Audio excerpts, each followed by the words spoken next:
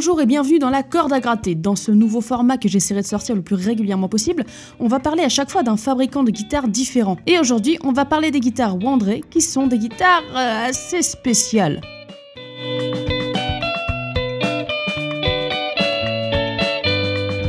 Antonio Pioli, dit Wandré, voit le jour en 1926. Résistant dès l'âge de 18 ans pendant la Seconde Guerre mondiale, puis chef de chantier, il est fils de luthier. Il décide de se mettre à la construction de guitares, mais Wandré c'est un artiste, alors il réfléchit plus en tant que designer qu'en tant que luthier. Il utilise de nouveaux matériaux tels que le plastique ou le métal, et crée des formes au design très artistiques. Ces guitares sortiront de ses ateliers de 1957 à 1960, souvent en modèle unique, et une fois que sa marque eut pris de l'ampleur, ce sont de plus grosses firmes italiennes qui ont été chargées de la fabrication de ces instruments. Mais à partir de 1966, Wandré a pu reprendre en main la fabrication de ses guitares. En 1970, il finit par vendre son usine et se reconvertit dans la fabrication de vêtements en cuir, puis dans la customisation de motos ou encore dans le mangeage de saucissons avec Roberto Benigni.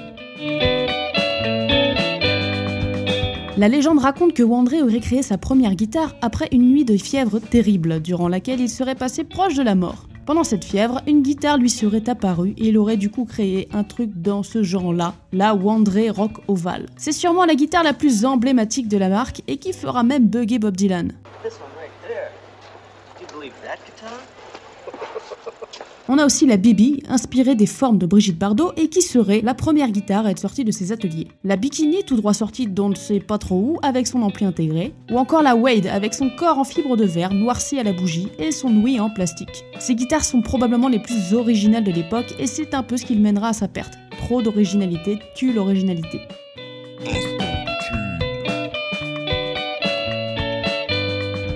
Si vous en avez une, sachez que ce sont des pelles qui valent leur pesant de cacahuètes.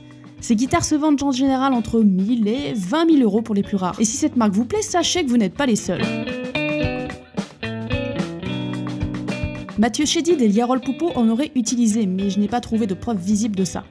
Le chanteur-guitariste américain Buddy Miller, lui, en utilise une depuis très longtemps. Mais le cas le plus célèbre et le plus rigolo aussi, c'est celui de Joe Perry, guitariste d'Aerosmith. Un jour, chez son pote Johnny Depp, il voit une Wandré Bibi, et il lui demande ce que c'est que ce truc. Johnny s'était posé la même question avant de l'acheter, et finalement il décide de l'offrir à Joe Perry. Sympa le mec.